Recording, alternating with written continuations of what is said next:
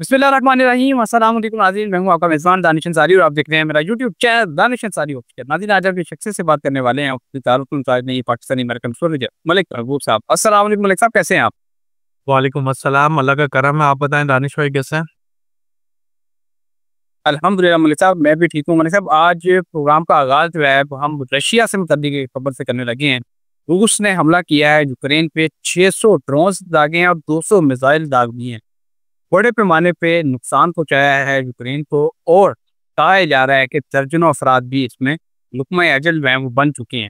और इससे भी बड़ी खबर यह है कि इसराइल कूद पड़ा है यूक्रेन और रशिया के दरमियान की जंग हो रही है, इसके दरमियान इसराइल ने प्रोवाइड किया है यूक्रेन को पैट्रियट मिसाइल। ये पैट्रियट मिसाइल बेसिकली दफाई निज़ाम है जो कि अमेरिका ने गिफ्ट किया हुआ है इसराइल को, जबकि इसराइल ने इसमें कुछ आल्टरनेशन करके इसको थोड़ा जदीद बना के अब ये दे दिया है यूक्रेन को। यूक्रेन में ये दफाई निज़ाम नस्ब कर दिया गया है, यानी कि अब बाकायदा तौर पे इसराइल भी इस जंग में शामिल हो चुका है। सर, आप क्या देख रहे हैं? आपने बताया था सितंबर का महीना नए महाजों का होगा, नए महाज खुलेंगे, जंगें बढ़ेंगी, ये महीना ख़त्म होने वाला है और एक नई जंग शुरू हो गई है।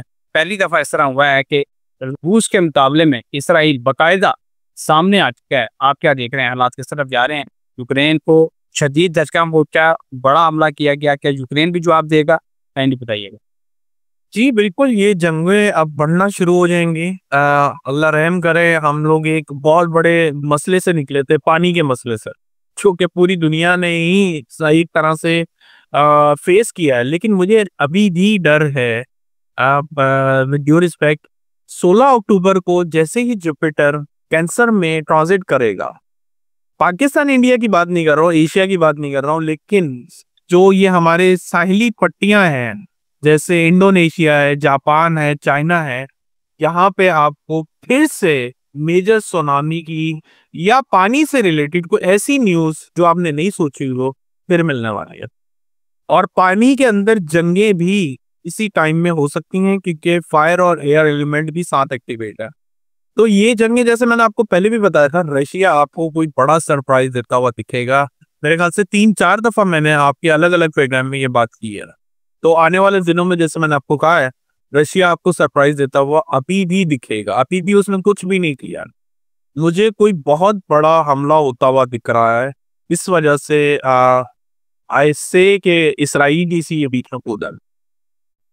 जी सर, आपने ये प्रेडिक्शन की थी, मेरे गुज़श्ता 2-3 प्रोग्राम थे आपके साथ, आपने उसमें कहा था कि रशिया जो है बड़ा सरप्राइज़ देने जा रहा है। हमारे जो डेली व्यूअर्स हैं वो जानते हैं कि आपने ये प्रेडिक्शन कर रखी है सर, लेकिन इसराइल की तरफ से ये सरप्राइज़ आ जाना कि इसराइल बाकायदा इस जंग में शामिल हो चुका है। पैट्रियट मिसाइल जो है, दफ़ाई निज़ाम जो है, बड़ा जदीद तरीन निज़ाम दुनिया का समझा जाता है, आयरन डोम की तरह, ये नस्ब कर दिया गया है यूक्रेन में।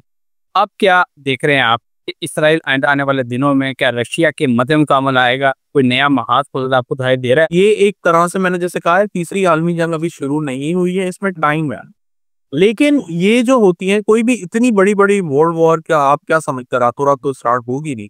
सालों लग जाते हैं, महीनों लग जाते हैं कोई एक ऐसे मकाम पे आने की बुनियाद पे, जहाँ पे बहुत सारे अलग ममालिक भी इस जंग का हिस्सा बने। फिलहाल अभी ये जंगें मजीद आपको आने वाले 2-3 महीनों में मजीद दिखेंगी। Okay sir. सर, अमेरिका की सैकड़ों सालों पे मुहित जो हिस्ट्री है, उसमें पहली मर्तबा इस तरह हुआ है कि पेंटागन के चीफ, जिनकी तस्वीर आप इस पे देख सकते हैं स्क्रीन पे, इन्होंने तमाम जर्नल्स को पूरी दुनिया से बुलाया है अमेरिका में।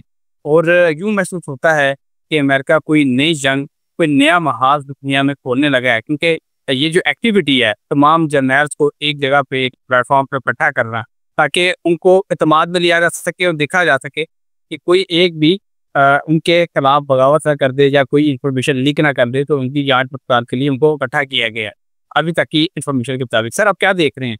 क्या अमेरिका के ज़ायचे में आपको कोई नई जंग दिखाई दे रही है? क्योंकि ये खबर जब से सामने आई है पूरी दुनिया में तहलका मचा हुआ। देखिए, ऑन द स्पॉट ऐसा कुछ भी नहीं होगा, लेकिन 16 अक्टूबर के बाद जैसे ही जुपिटर ट्रांजिट करेगा, चीजों में एकदम से रैपिड चेंजेस नजर आएंगी। तो ये चीजें उस तरफ जा रही हैं, मैंने जैसा आपको पहले भी बताया।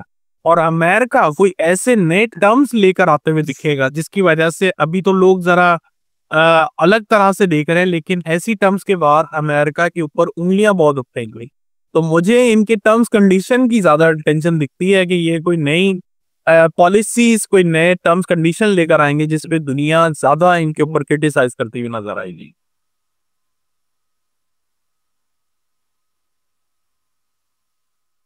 सर, पाकिस्तान ने जब से अमेरिका के साथ मिनरल से मुतल्लिक मुआहिदा किया है, तब से हम देख रहे हैं कि पाकिस्तान के मुख्तलिफ इलाकों में, स्पेशली केपी और बलूचिस्तान में दहशतगर्दी के जो वाक़यात हैं वो बहुत ज़्यादा बढ़ चुके हैं।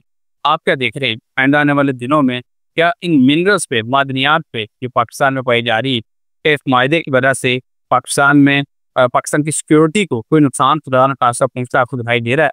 और सिक्योरिटी फोर्सेस कुर्बानी भी दे रही हैं। आज भी एक वाक़या हुआ बाजौर में, 3 बच्चे उसमें जो हैं वो लुक़मा अजल बन गए। क्या देख रहे हैं?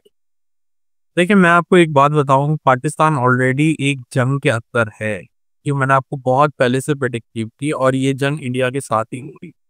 मिनरल्स की बात अलग है, लेकिन इस वक्त आपको बहुत सारे सिनेरियो नजर आएंगे, इस वजह से तो नहीं हो रहा, उस वजह से तो नहीं हो रहा, लेकिन इस वक्त प्रॉक्सी वॉर इंडिया की वजह से हो रही है। और इसी वजह से ये अभी जो हमले हैं खुदा ना खास्ता बढ़ते हुए ही दिख रहे हैं, कम होता हुआ अभी मुझे नहीं दिख रहा कुछ भी। अगले 3 महीनों के लिए मुझे कुछ इम्प्रूवमेंट नजर नहीं आ रही दुनिया में। इनफैक्ट पाकिस्तान में भी इस तरह के वाकयात मजीद बढ़ते हुए नजर आएंगे। सितंबर का महीना जो है वो खत्म होने वाला है, अक्टूबर का महीना शुरू हो रहा है। सितंबर का महीना हमने देखा वो पाकिस्तान के लिए, दुनिया के लिए, कुदरती आफात के हवाले से, जंगों के हवाले से, मैन मेड डिजास्टर के हवाले से बहुत बुरा रहा। अक्टूबर का महीना वाले क्या खबरें लेकर आ रहा है? क्या ये महीना पूरा अमर रहेगा या इसमें भी हमें खुदा न खासा नेचुरल डिजास्टर या नए महात नजर आ रहे हैं आपको? काइंडली बताइए। देखिए, पाकिस्तान के लिहाज से अक्टूबर का महीना पॉलिटिकल डिस्टर्बेंस और खुदा ना खास्ता बीमारियां लेकर आता हुआ दिख रहा है। महंगाई मजीद बढ़ेगी, लेकिन दुनिया में नई जंगें होती हुई जरूर नजर आ रही हैं। और ये जो पॉलिटिकल डिस्टर्बेंस की वजह से है, खुद कुछ हमले या खुदा ना खास्ता मैन मेड वॉर जो है, ये आपको मजीद बढ़ती हुई नजर आएगी, जो कि एक प्रॉक्सी वॉर की शक्ल में चल रही है इंडिया की तरफ से। तो ये चीजों में ज्यादा इजाफा होगा। लेकिन कुदरती आफात अदर देन अर्थक्वेक, क्योंकि अर्थ एलिमेंट अभी एक्टिव है, मुझे इतना मेजर कोई नजर नहीं आता। ओके सर, लास्ट क्वेश्चन करूंगा, उसमें प्रोग्राम का अख्ताम करेंगे।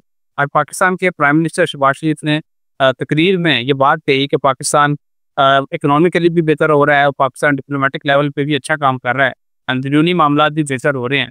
लेकिन जब भी पाकिस्तान में बेहतरी आती है, चाहे वो माशी बेहतरी हो, माशरती बेहतरी हो, हम देखते हैं कि वो अचानक काया पलट जाती है, मुल्क के हालात दोबारा से खराबी की तरफ चले जाते हैं। 2016 वो वक्त था कि पाकिस्तान ने IMF को गुड बाय कह दिया था, लेकिन अब पाकिस्तान दोबारा से कर्जों के बोझ दबाव है। आप क्या देख रहे हैं कि अब जबकि हम माशरती और माशी और समाजी तौर पे बेहतरी की तरफ जा रहे हैं, क्या दोबारा खुदा ना खास्ता ऐसा कुछ हो सकता है? क्योंकि ये पाकिस्तान की हिस्ट्री का ऐसा रहा है। देखिए, अनफॉर्चुनेटली मुझे अक्टूबर में ऐसे हालात दिख रहे हैं, जैसे मैंने आपको कहा था, फूड की किल्लत, ग़िज़ा की किल्लत आपको नजर आने वाली है, और इसमें सबसे ज्यादा बहरान खाटे का आएगा। इसकी वजह से मसले पाकिस्तान के पड़ते हुए आपको नजर आएंगे। पॉलिटिक्स में जो क्राइसिस होंगे उसकी वजह से लोग प्रोटेस्ट करते हुए रोडों पे नजर आएंगे, किसी भी रीजन से, चाहे वो किसान हो, चाहे स्टूडेंट हो, चाहे पॉलिटिकल पार्टी के लोग, ये सब चीजें आपके सामने अक्टूबर में नजर आने वाली। बहुत शुक्रिया सर, आपने अपने कीमती वक्त में से कुछ वक्त निकाला और इतनी जबरदस्त प्रेडिक्शन हमारे साथ शेयर की। इंशाल्लाह नेक्स्ट प्रोग्राम में ऐसे ही इंटरेस्टिंग और दिलचस्प टॉपिक के साथ दोबारा पेश होंगे। अगली वीडियो तक के लिए मुझे और मलिक महबूब साहब को इजाजत दीजिए। अल्लाह हाफिज़।